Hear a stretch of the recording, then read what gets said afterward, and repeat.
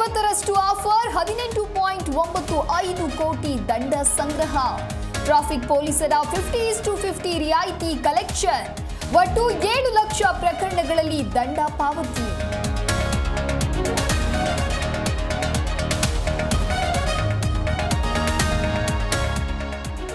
ದಾವಣಗೆರೆಯಲ್ಲಿ ಆಕ್ಷೇಪಾರ್ಹ ಫ್ಲೆಕ್ಸ್ ಗಲಾಟೆ.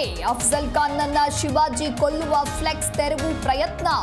ಪೊಲೀಸರು ಮತ್ತು ಹಿಂದೂ ಯುವಕರ ಮಧ್ಯೆ ವಾಗ್ವಾದ.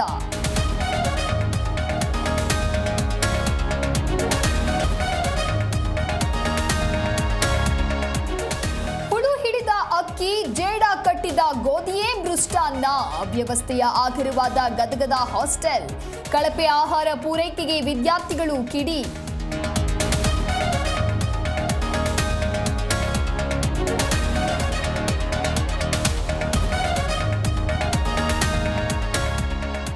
ರಾಜ್ಯದಲ್ಲಿ ಮುಂದುವರೆದ ಮಳೆರಾಯನ ಅಬ್ಬರ.